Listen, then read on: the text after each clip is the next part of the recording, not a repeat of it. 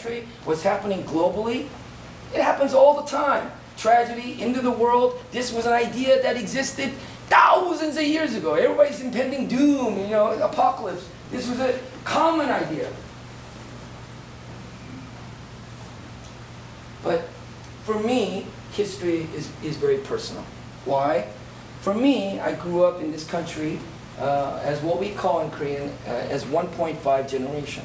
Meaning, I was not born here, and I came here when, but early, under the age of 10. So I came here when I was 9. And I was completely lost. I was stuck in what we would call a cultural dichotomy, right? And this is very different now, all right? In the 70s, it is very different than what it is today. I grew up in all white neighborhoods. I was the only Asian kid. Believe it or not, I was the only Asian. And there was nothing really for me to be proud of our nation. Think about it. At that time, what are Koreans known for?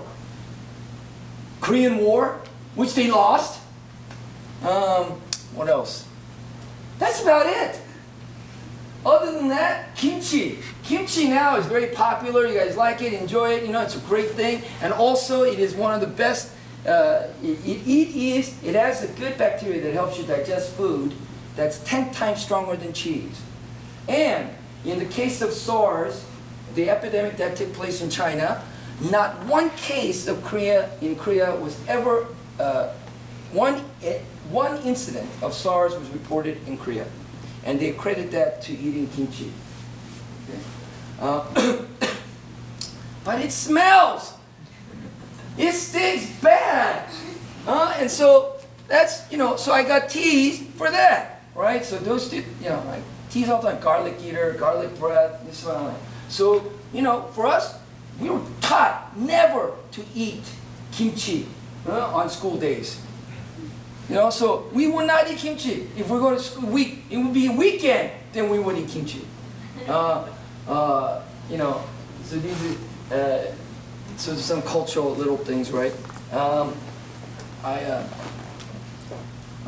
We don't have bananas. We don't have that much bananas in Korea at that time, right?